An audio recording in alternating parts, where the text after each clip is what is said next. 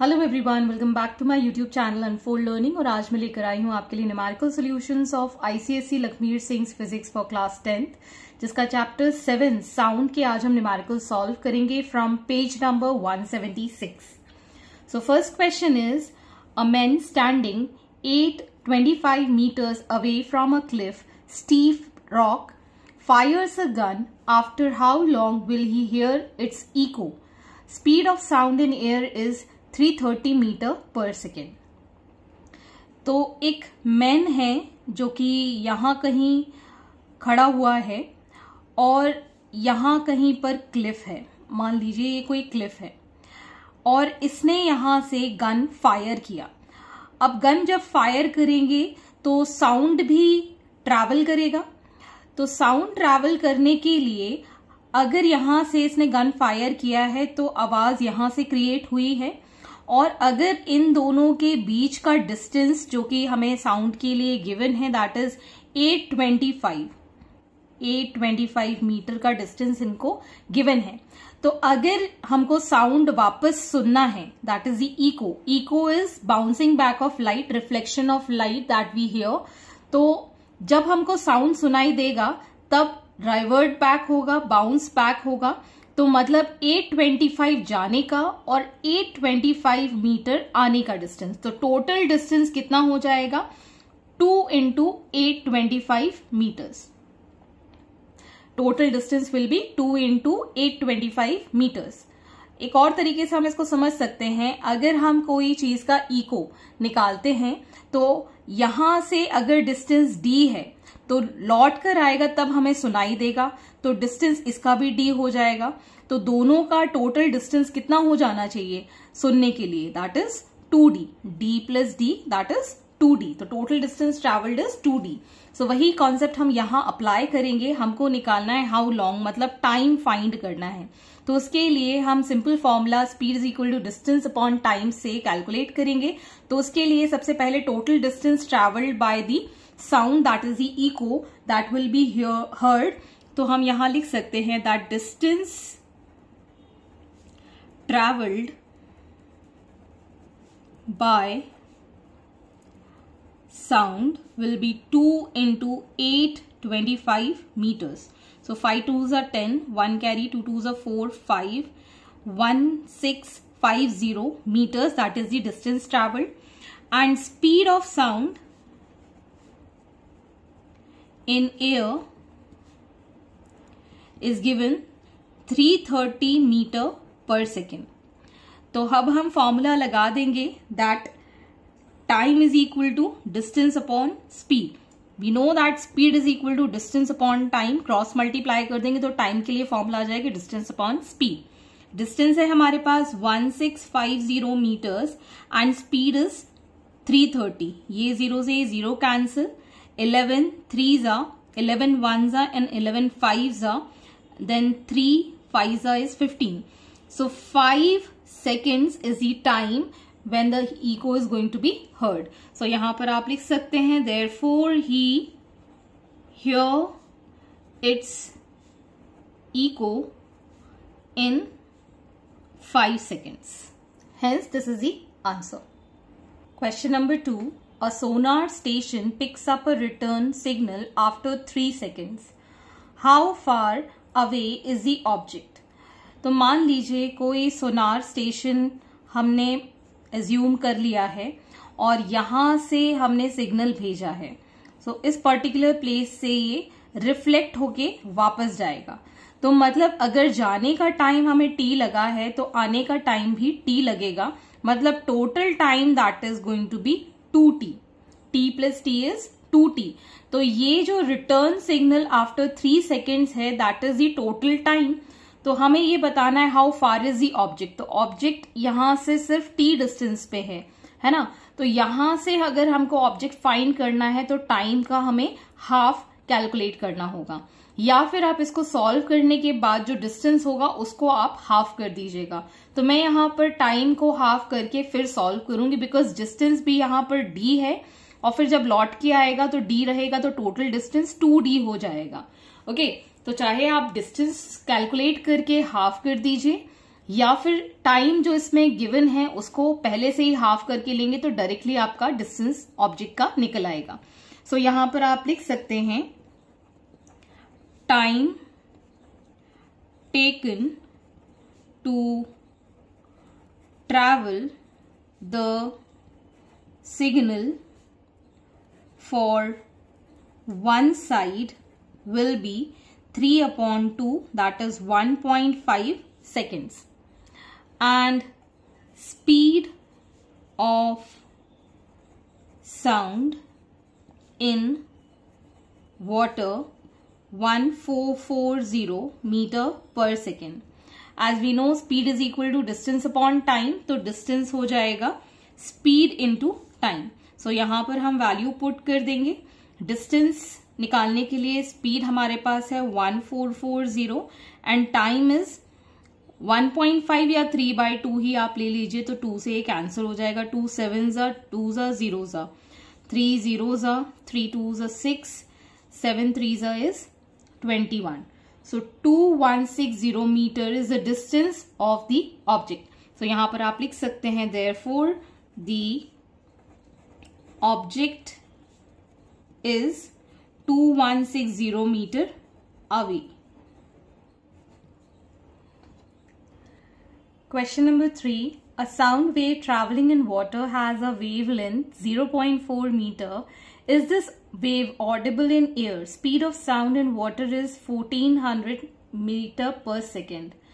तो यहाँ पर आपको sound wave travelling in water given, wavelength given है जिसको हम लेमडा से रिप्रेजेंट करते हैं, ये हम पहले भी पढ़ चुके हैं। और आपको साउंड मतलब वेलोसिटी गिवन है, that is v is given 1400 metre पर सेकेंड।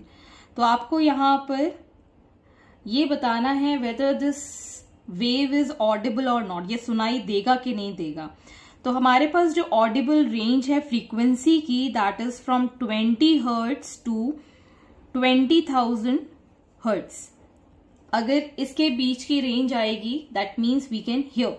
सो यहां पर आप फॉर्मूला यूज कर सकते हैं that velocity is equal to frequency into lambda. ये भी हम प्रीवियस चैप्टर में पढ़ चुके हैं, स्पेक्ट्रम वाले चैप्टर में हम ये डिस्कस कर चुके हैं। सो यहां पर ये 1400 is equal to frequency into 0.4। So frequency will be 1400 divided by 0.4, decimal हटाया, 0 लगाया, 4 3 12, 4 5 20, 00. So it is 3500 hertz. Hence this is between 20 hertz to 20,000 hertz. इसके बीच की रेंज है, that means it is going to be audible. तो आप यहां लिख सकते हैं yes, this wave is audible. Hence this is the answer.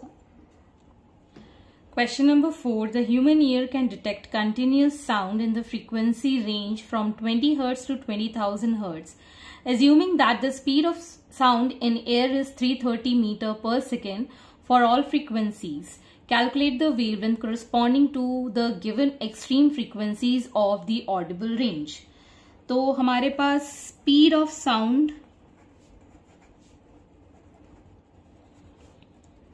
in air given है 330 मीटर पर second.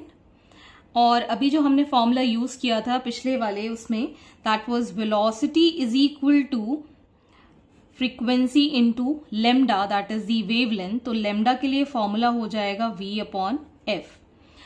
As these are inversely proportional, ये कैसे हैं? इनवर्सली प्रोपोर्शनल है। अगर फ्रीक्वेंसी ज्यादा होगी तो वेवलेंथ कम होगी, और अगर फ्रीक्वेंसी कम होगी तो वेवलेंथ ज्यादा होगी। तो जब भी इनवर्सली प्रोपोर्शनल होते हैं मतलब उल्टा होता है। तो अभी सबसे पहले हम वेवलेंथ निकालेंगे जहां पर फ्रीक्वेंसी मिनिमम है, दैट इज फॉर 20 हर्ट्ज। तो यहां पर आप लिख सकते हैं frequency minimum that is 20 hertz हमको गिवन है, और यहां फ्रीक्वेंसी मैक्सिमम गिवन है 20,000 hertz. So for maximum wavelength lambda max से मैं इसको रिप्रेजेंट कर रही हूं, तो फॉर्मूला हो जाएगा V upon F minimum. V ये जो गिवन है that is 330 divided by 20।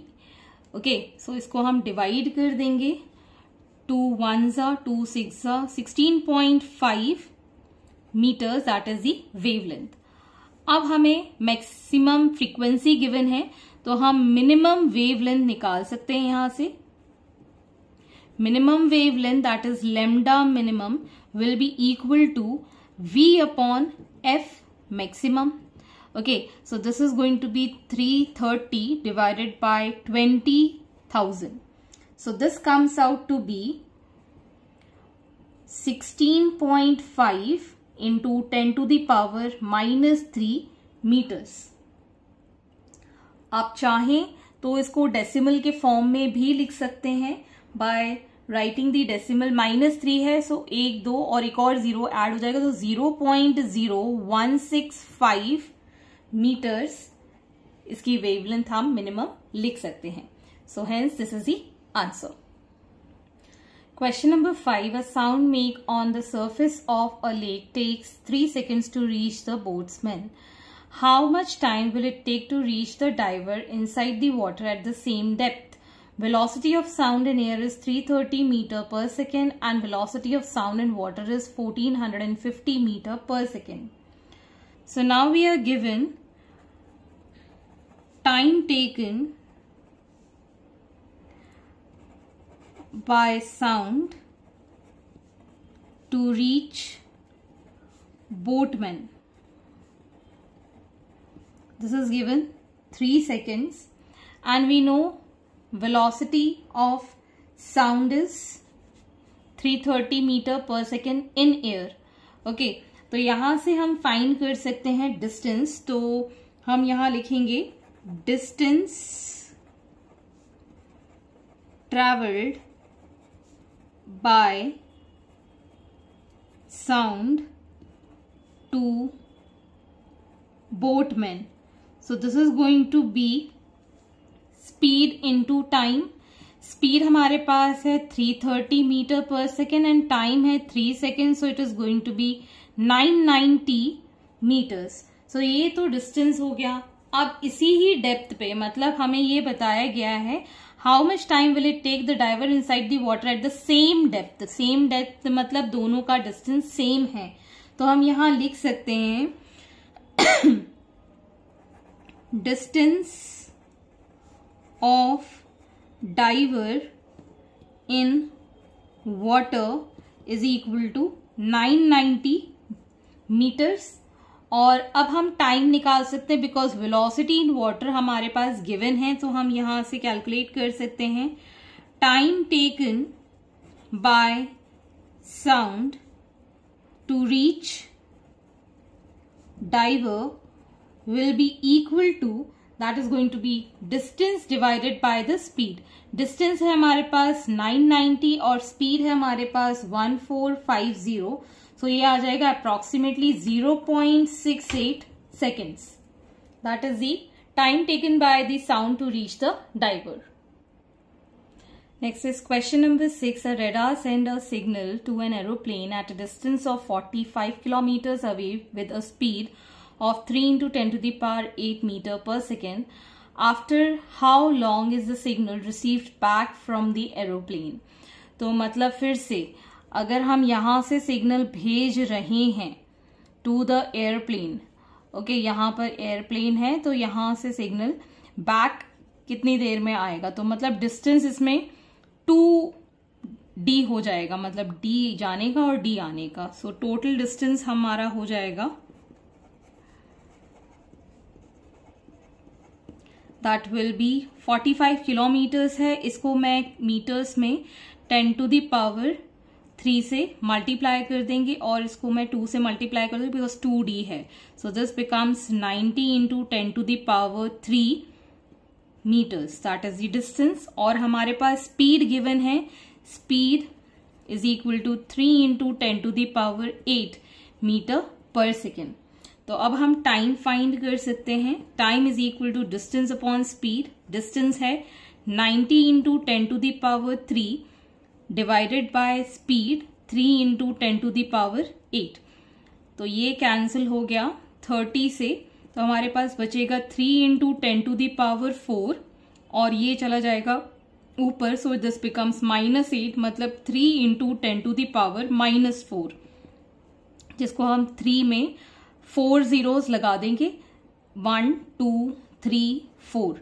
So 0.0003 seconds is the time taken by the signal to receive back from the aeroplane.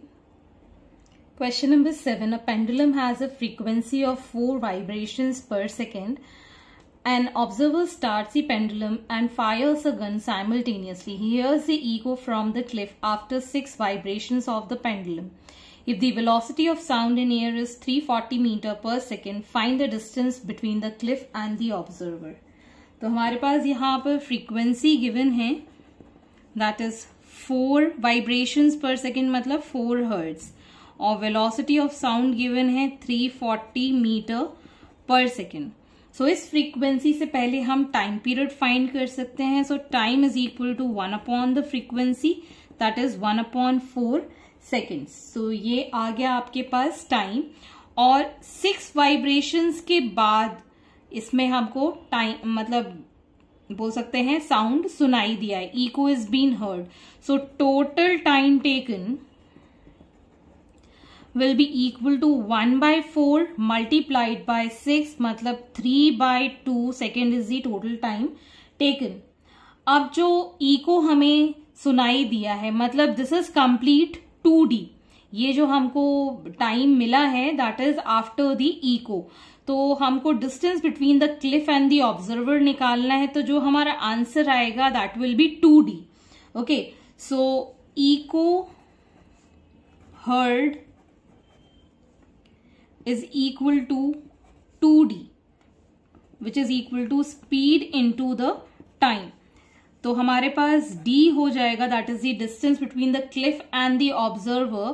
velocity है हमारे पास 340, मतलब speed, और time है हमारे पास 3/2, और हमने यहाँ पर 2 नीचे ले लिया, इस 2 को मैं यहाँ पर ले आई। सो 2 1s are 2, 2 7s are 2 zeros are, again 2 8s are 16, 2 5s are 5 3s are is 15, 1 carry over, 8 3s are 24, 25. So 255 meter is the distance between the cliff and the observer. Next is question number 8. A man standing in front of a vertical cliff fires a gun and he hears the echo after 3.5 seconds. On moving closer to the cliff by 84 meter, he hears the echo after 3 seconds. Calculate the distance of the cliff from the initial position of the man. मान लो ये यहाँ पर man खड़ा हुआ है and this is the Cliff, और यहाँ से यहाँ तक का डिस्टेंस है D, और इको हर्ड हुआ है, मतलब 2D डिस्टेंस ट्रैवल किया है। So this is 3.5 seconds. अब जो मैन है उसकी पोजीशन चेंज हो गई है, यहाँ कहीं पर स्टैंड कर रहा है, इसके बीच का जो डिस्टेंस है उसने 84 मीटर कवर कर लिया है। ये जो कंप्लीट डिफरेंस आएगा that will be D - 84 metres. Okay, तो सबसे पहले हम यहाँ लिखेंगे let the distance of cliff from the men be D.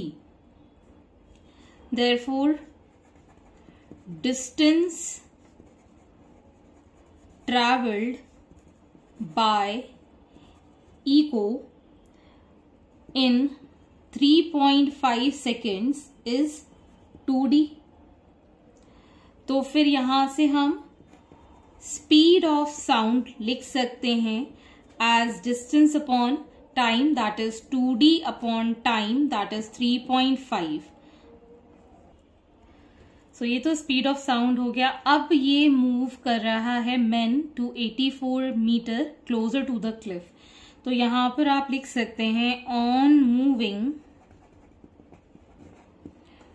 Closure to cliff, distance